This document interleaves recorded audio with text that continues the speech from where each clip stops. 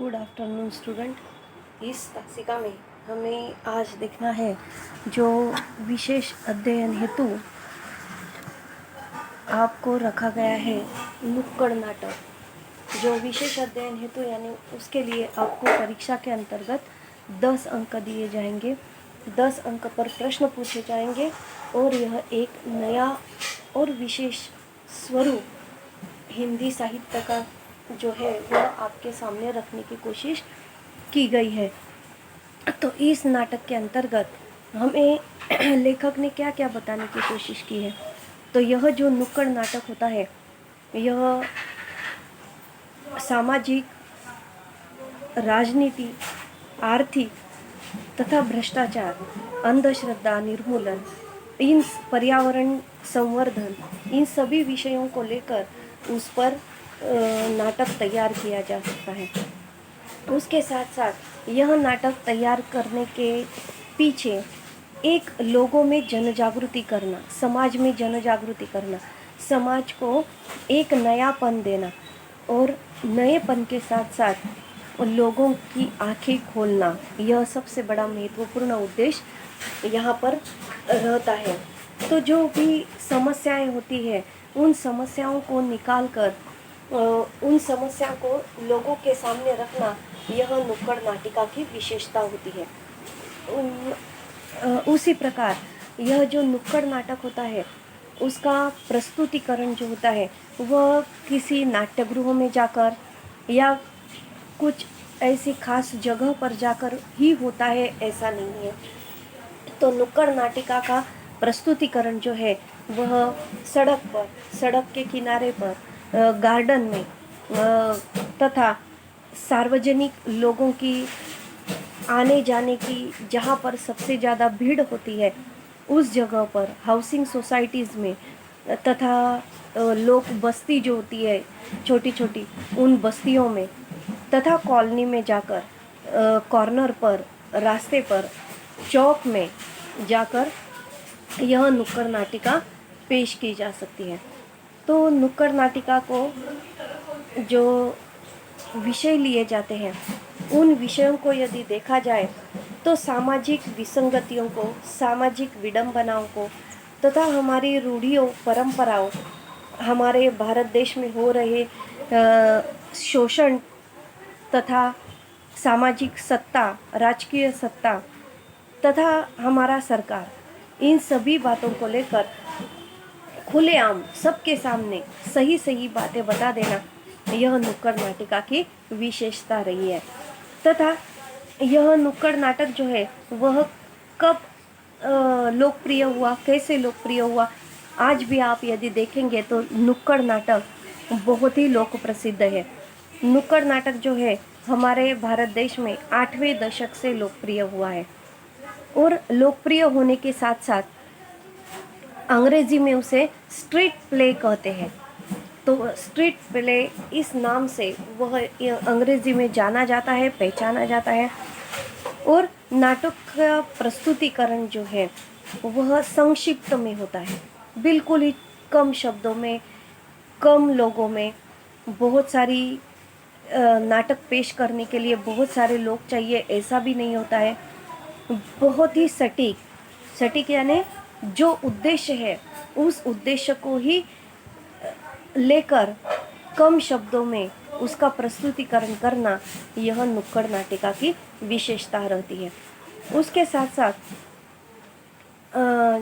जिन्होंने यह नाटक पहली बार पेश किया वह है विख्यात रंगकर्मी स्वर्गीय सफदर हाशमी ने नुक्कड़ नाटक को देशव्यापी पहचान दिलाने में सबसे महत्वपूर्ण भूमिका निभाई है। उनका जन्मदिवस 12 अप्रैल को नुक्कड़ नाटक दिवस के रूप में मनाया जाता है।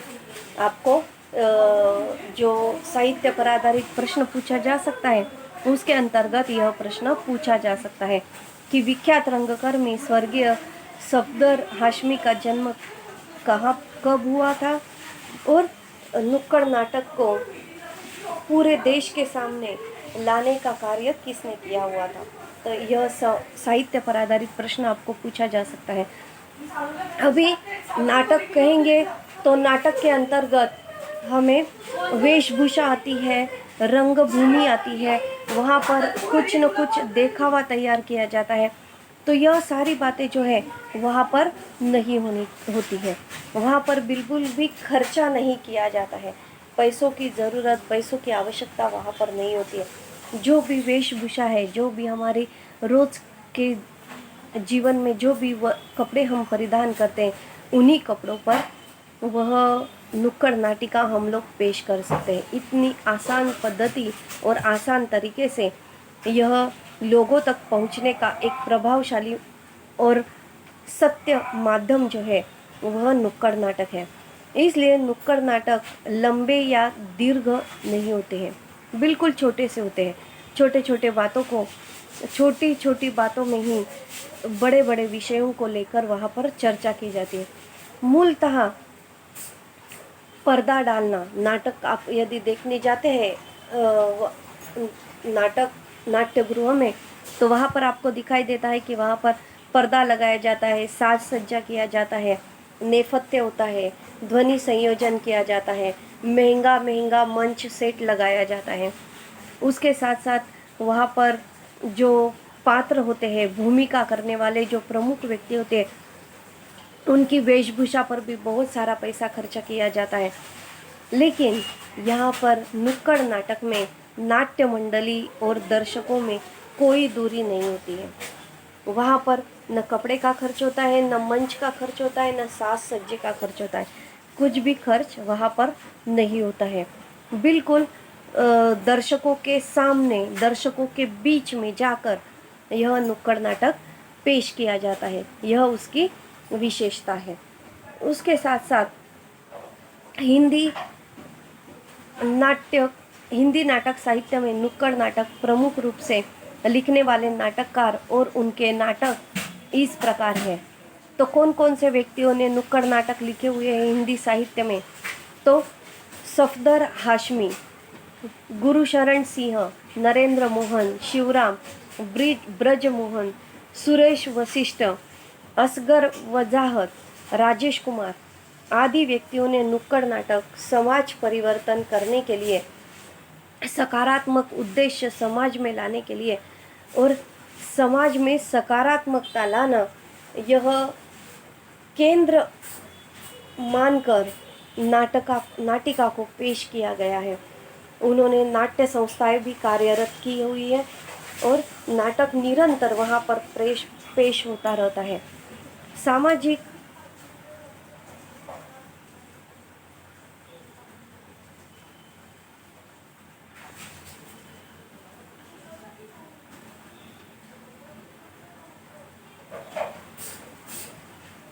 भारतीय जनजीवन के लिए 8वां दशक सामाजिक, राजनीतिक, आर्थिक तथा सांस्कृतिक दृष्टि से बहुत ही विभिन्न समस्याओं से गुजरा हुआ है।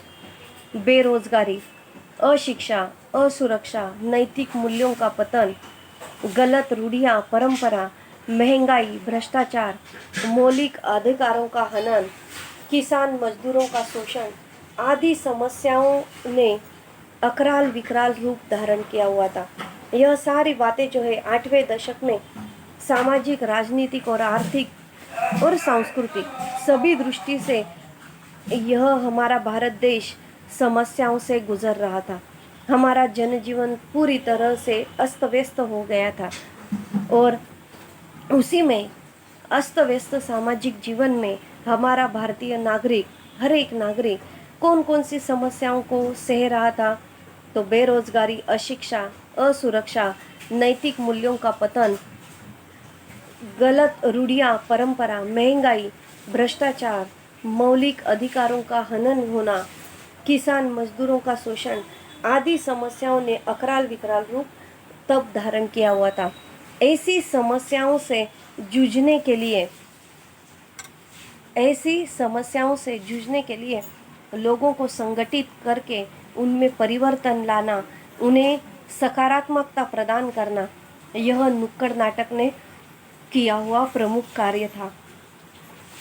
समाज परिवर्तन, सामाजिक एकता, शोषण मुक्त समाज, स्त्री पुरुष समानता, सर्वधर्म समभाव, राष्ट्रभक्ति, बेटी बचाओ बेटी पढ़ाओ, पर्यावरण संवर्धन, जल साक्षरता आदि विषयों के बारे में लोगों में चेतना जगाने में नुक्कड़ नाटक ने अपनी महत्वपूर्ण भूमिका निभाई है। तो एक नहीं, दो नहीं, तो असंख्य विषयों पर यह नुक्कड़ नाटिका पेश होती है और सभी विषयों को लेकर जन जागृति का एक प्रभावी माध्यम बन जाती है। तो समाज परिवर्तन करना, समाज में एकता लाना, शोषण मुक्त समाज स्थापित करना, स्त्री पुरुष समानता लाना, सर्वधर्म समभाव दिखाना, राष्ट्रभक्ति, बेटी बचाओ बेटी पढ़ाओ, यह आज की प्रमुख विषय है। पर्यावरण संवर्धन, जल साक्षरता आदि विषयों के बारे में चेतना जगाने में नुक्कड़ नाटक ने अपनी महत्वपूर्ण भूमिका निभाई है। आज नुक्कड़ नाटकों के विषय बहुत ही व्यापक होने लगे हैं। बहुत ही छोटे छोटे विषय को लेकर नुक्कड़ नाटिका पेश की जाती है और उसी में हमारा समाज जो है जन जागृति कर लेता है।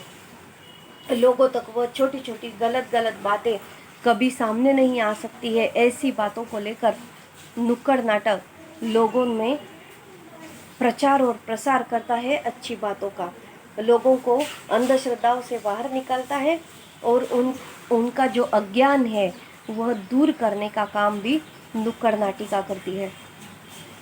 मोहल्ले, शहर, गांव, महानगर के ज्वलंत प्रश्न तक आने लगे हैं।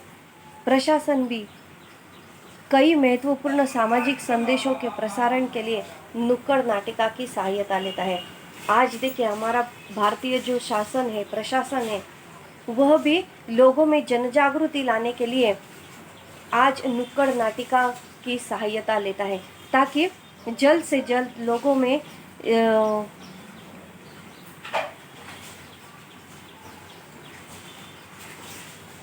शासन की ओर से आने वाली, प्रशासन की ओर से आने वाली जो भी संदेश है वह तुरंत लोगों तक पहुंचाए जा सके।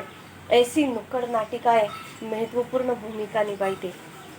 जल की समस्या हो, रक्तदान को बढ़ावा देना हो, प्लास्टिक बंदी, प्रौढ़ साक्षरता, बेटी बचाओ बेटी पढ़ाओ आदि असामाजिक सरकार सरोकार बनाए रखने वाले प्रेरणापद विषयों पर नुक्कड़ नाटक जनहितार्थ प्रस्तुत किए जाते हैं। जन जन तक अपनी बात सहायता से पहुंचाना इसका मुख्य उद्देश्य है। व्यक्ति को जब भीतर से किसी बात की चुभन अनुभव होती है तभी वह भीतर से बदलने को तैयार होता है तथा जहाँ पर वर्तमान सामाजिक, राजनीतिक, आर्थिक एवं सांस्कृतिक समस्याओं से नुक्कड़ नाटक सीधे सीधे जुड़े हुए रहते हैं, वही तकनीकी के स्तर पर अपनी कुछ खास खूबियों को वह साथ लिए हुए चलते हैं ताकि अपनी नुक्कड़ नाटिका की जो खासियत होती है उस खासियत से लोगों में तुरंत परिवर्तन हो जाता है और लोगों तक वह बिना किसी रुकावट के वह संदेश तुरंत पहुंच जाता है। पारंपरिक मंच और दर्शकों के बीच की दूरी कम करने का प्रभावी माध्यम नुक्कड़ नाटक है। जनता से सीधे साक्षात्कार करना और तामझाम से उत्पन्न भ्रम को तोड़कर आम जीवन से सीधे जुड़ना जैसे तत्व नुक्कड़ नाटकों के विकास में पोषक रहे हैं। भारत में नुक्कड़ नाटकों की शुरुआत सामाजिक अत्यावश्यक रूप में हुई है। सामाजिक परिवर्तन की आवश्यकता को देखते हुए अनिष्ट रूढ़ियों, परंपराओं पर चोट करने के लिए इसका उपयोग किया जाता है। अव्यवस्था के प्रति असंतोष तथा जन सामान्य को अपने अधिकारों के प्रति सचेत करने के लिए भी नुक्कड़ नाटिका को माध्यम बनाया गया है। धीरे धीरे नुक्कड़ नाटक कला की एक महत्वपूर्ण शैली के रूप में अपना स्थान बना चुका है। नुक्कड़ नाटिका की विशेषताएं क्या है? तो सबसे पहली उसकी विशेषता है तात्कालिकता। किसी भी घटना, समस्या का वर्तमान जीवन पर सीधे असर होता है। नुक्कड़ नाटक का लेखक किसी तात्कालिक ज्वलंत समस्या को लिखकर उसकी प्रस्तुति करता है ताकि उस विषय के प्रति लोगों में जागरूकता निर्माण हो। गतिशीलता,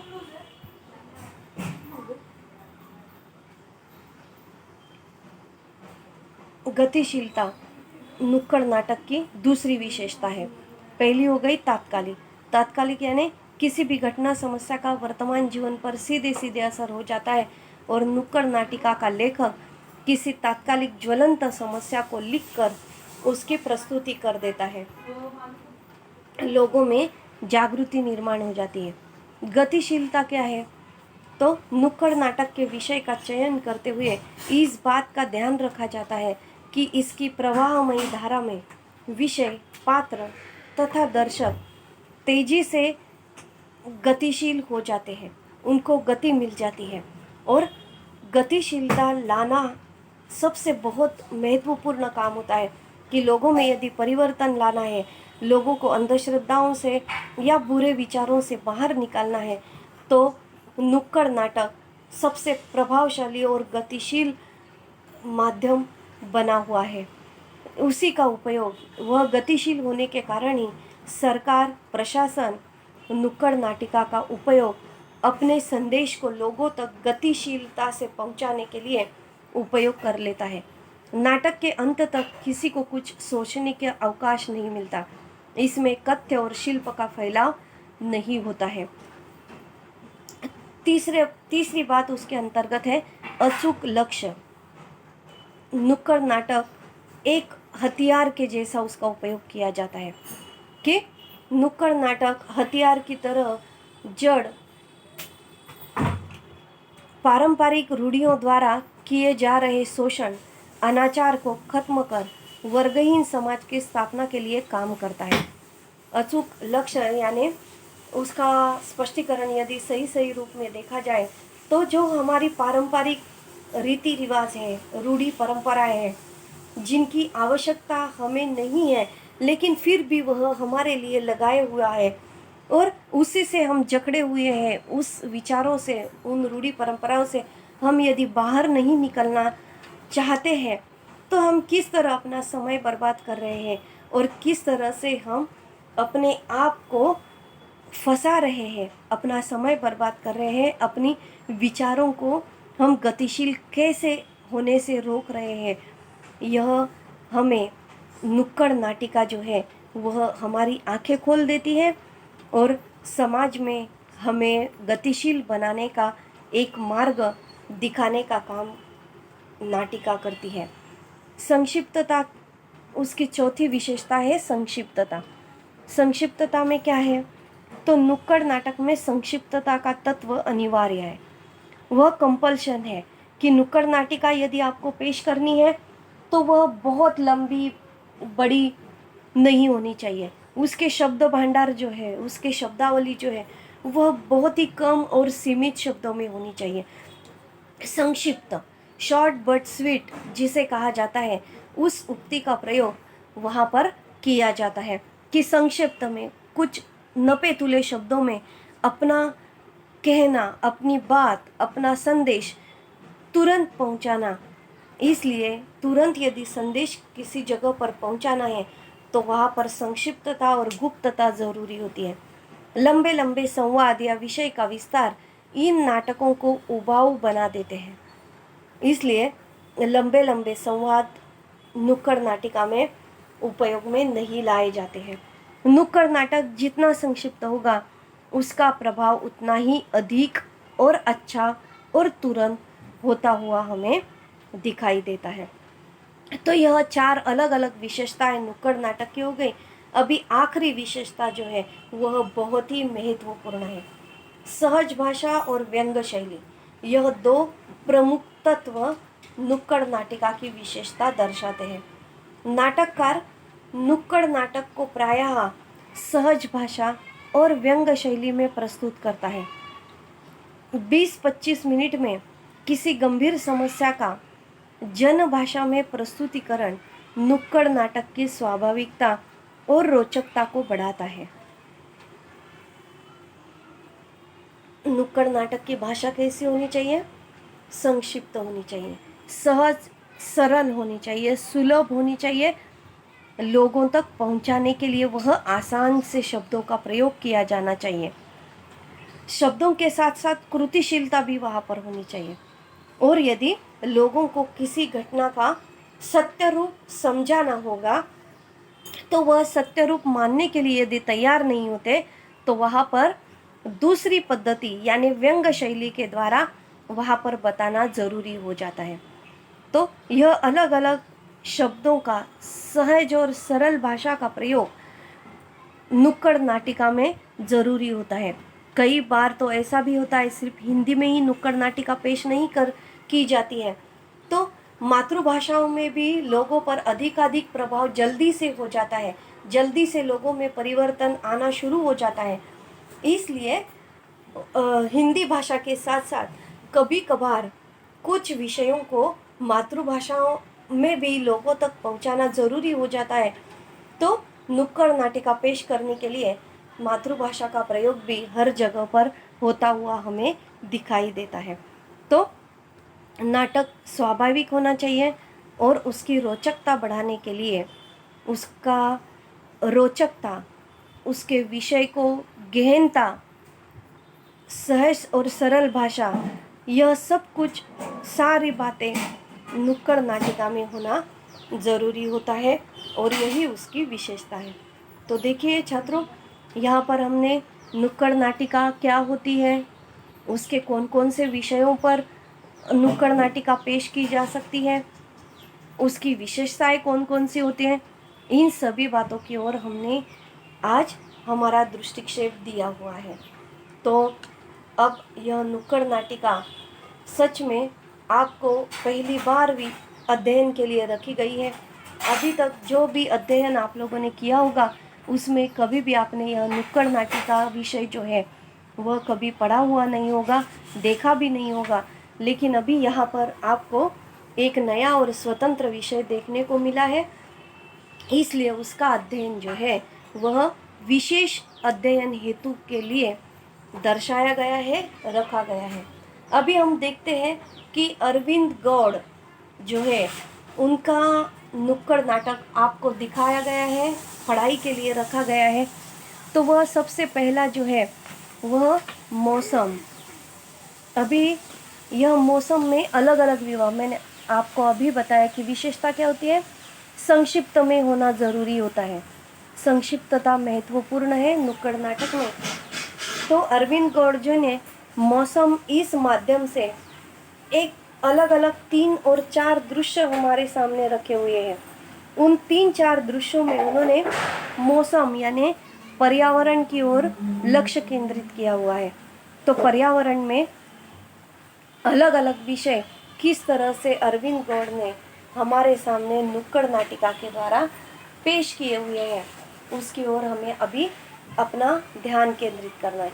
तो देखिए, अभी तक सारी विशेषताएं, नुक्कड़ नाटक का महत्व, नुक्कड़ नाटक की उपयोगिता, यह सब कुछ हमने देखा। अभी नुक्कड़ नाटक क्या है वह समझने की कोशिश हमें करनी है। तो अभी यह जो मौसम है, नुक्कड़ नाटिका अरविंद गौड़ के द्वारा लिखित, अभी पहले हम उनका परिचय लेते हैं लेखक का। अरविंद गौड़ जी का जन्म 2 फरवरी 1963 को शाहदरा दिल्ली में हुआ। दिल्ली के सरकारी स्कूल से शिक्षा पूर्ण करके आपने इलेक्ट्रॉनिक्स एंड कम्युनिकेशन इंजीनियरिंग में दाखिला लिया। वहाँ से आपका थिएटर और पत्रकारिता की ओर रुझान हो गया। थिएटर से पहले इलेक्ट्रॉनिक मीडिया में कार्य करने के बाद आप दिल्ली विश्वविद्यालय में कुछ समय के लिए कार्यरत रहे। मजदूरों, किसानों, आदिवासियों के साथ विविध आंदोलनों में बुनियादी भूमिका अदा करने वाले नुक्कड़ नाटककार के रूप में आप जाने जाते हैं। आपके नुक्कड़ नाटक देश विदेश में भी मंचित हुए हैं। उनकी प्रमुख कृतियाँ कौन कौन सी है? नुक्कड़ पर दस्तक, यह उनका नाटक संग्रह है।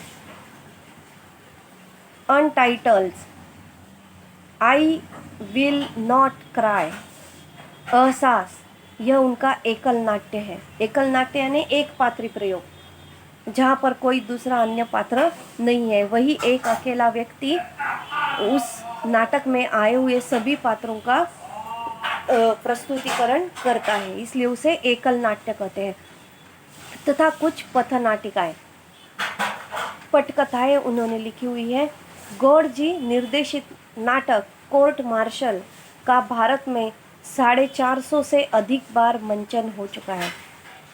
यह कोर्ट मार्शल, यह जो उनका नाटक है, वह कम से कम 450 बार भारत की अलग अलग नाट्य रंगभूमियों पर उसका प्रदर्शन आज तक हो चुका है। अभी यहाँ पर जो मौसम यह नाटक हमें दिया गया है उसका परिचय हम करते हैं। अरविंद गौड़ जी ने मौसम नुक्कड़ नाटक में मानव जीवन से जुड़ी विभिन्न सामयिक समस्याओं को उजागर किया है।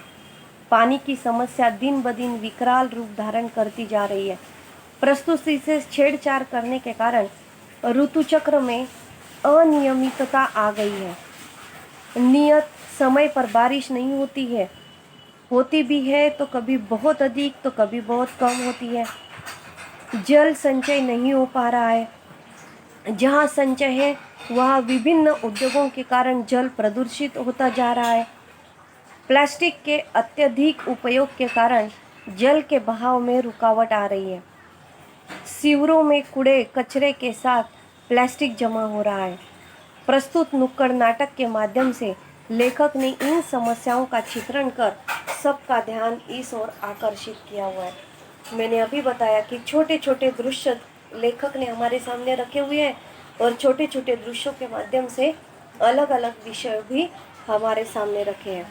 तो बारिश का विषय लिया है, जल प्रदूषण लिया हुआ है, प्लास्टिक पर उन्होंने अपने विचार प्रस्तुत किए हुए हैं तथा कूड़े कचरे के बारे में भी हमें उन्होंने जानकारी दी हुई है।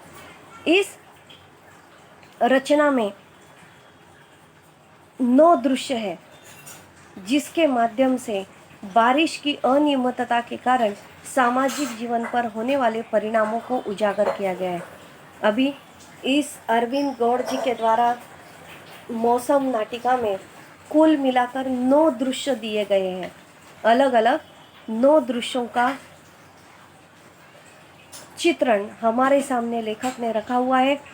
और उन्होंने विषय क्या लिया हुआ है, प्रमुख विषय क्या है नुक्कड़ नाटिका का, तो बारिश की अनियमितता, समय पर बारिश न होना, कभी भी बारिश आना और उस आने वाली अनियमित बारिश के कारण हमारा सामाजिक जीवन किस तरह से अस्त व्यस्त हो गया है, हमारे सामाजिक जीवन पर उसका क्या क्या कैसे परिणाम हो रहा है।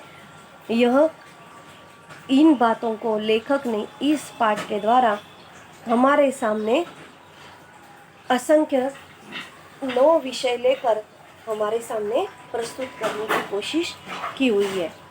तो अभी सबसे पहले लेखक ने हमारे सामने एक गीत रखा हुआ है।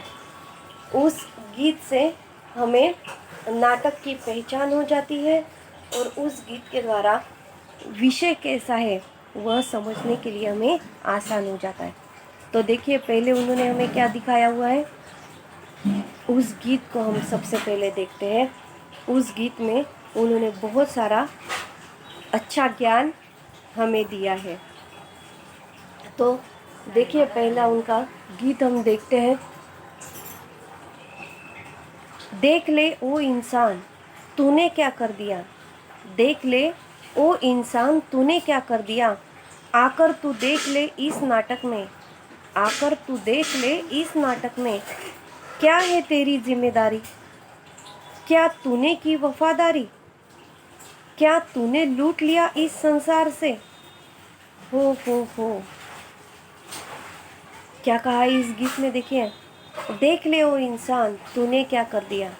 हे इंसान अब आज तू ही देख ले कि तूने क्या किया हुआ है और तूने क्या किया हुआ है यह तू हमने बताए हुए इस नाटक में देख, तूने क्या किया है और उसके परिणाम भी अब तू सुन। क्या तूने तेरी जिम्मेदारी निभाई है, क्या इंसान तूने तेरी वफादारी निभाई है, क्या तूने संसार को तो कुछ दिया हुआ नहीं है, पर्यावरण को कुछ दिया नहीं है, निसर्ग को कुछ दिया हुआ नहीं है, लेकिन तूने क्या किया है हे इंसान, तूने तो इस पूरे संसार को ही लूटना शुरू कर दिया है, जो कि तेरा नहीं है, तूने बनाया हुआ नहीं है, फिर भी तू उसे लूट रहा है।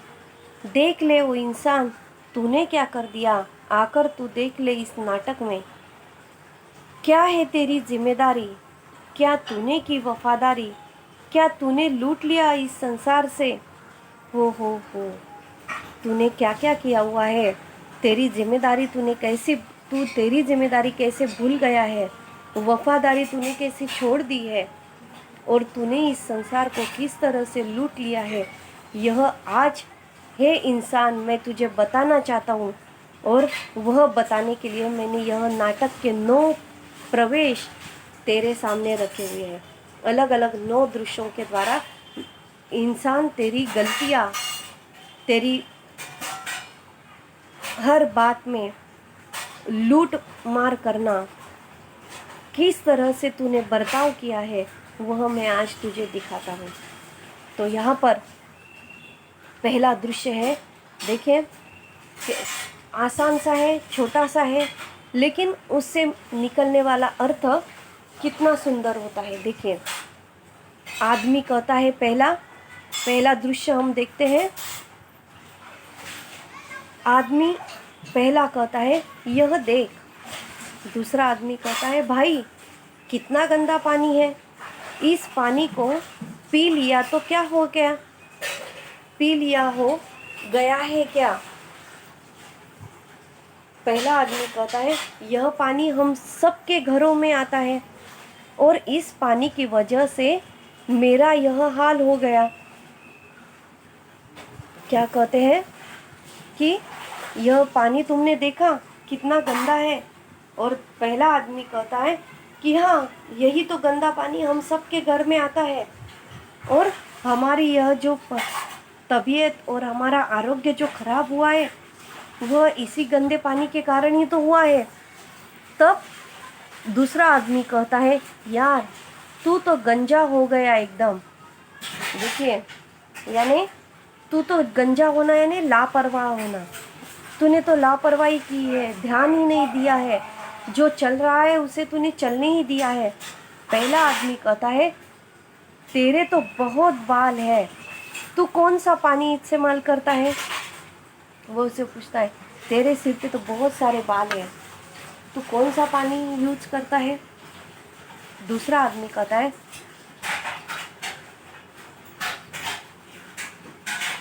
मेरे घर में भी ऐसा ही पानी आता है, लेकिन हम मिनरल वाटर का बड़ा वाला जार लेते हैं।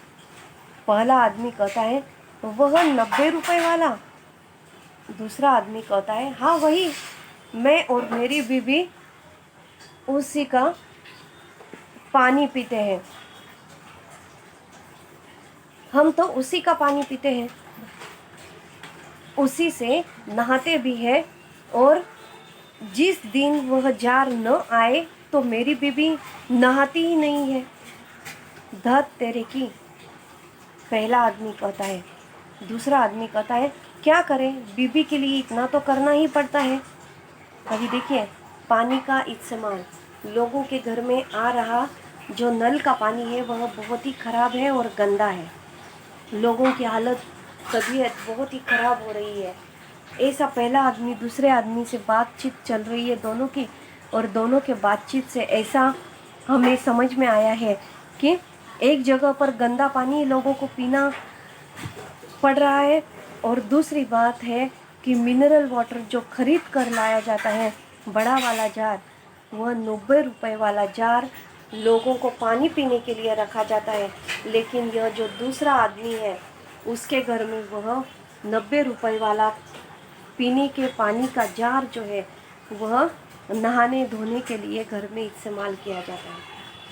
तो वह कहता है कि मेरी बीवी तो उसी का पानी पीती है, उसके अलावा वह पानी नहीं पीती, और नहाती भी है तो नहाते वक्त वह वही जार का पानी लेती है, दूसरा नल का पानी वह नहीं लेती है। धत तेरी की। दूसरा आदमी कहता है क्या करे, बीबी के लिए इतना तो करना ही पड़ता है।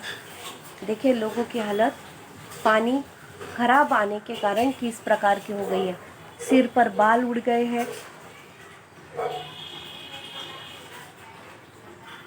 सर पर बाल भी नहीं बचे हैं। तो पहले दृश्य के अंतर्गत लेखक ने पीने के पानी का जिक्र किया हुआ है, लेकिन वह पीने का पानी नल के द्वारा आया हुआ है, उसमें गंदा पानी आता है, लोग वही पानी पीते हैं, उसी से नहाते हैं, कपड़े धोते हैं, बर्तन मांजते हैं। इसलिए कुछ लोगों के सिर के बाल भी उस वजह से निकल चुके हैं, और कुछ लोग हैं कि जो मिनरल वाटर के सिवा नहाते नहीं हैं। तो ऐसे पहले दृश्य में लेखक ने गंदे पानी का जिक्र और गंदे पानी के होने वाले कारण होने वाले दुष्परिणाम जो है वह हमें समझाने की कोशिश की है। और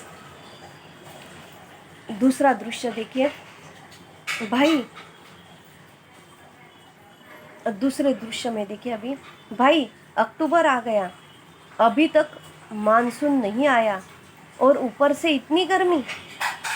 अभी देखिए पहले इसमें गंदे पानी का जिक्र हुआ है, दूसरे पानी में बारिश का मौसम आ चुका है, लेकिन अक्टूबर महीना आ गया है, अभी तक बारिश आने का नाम नहीं है।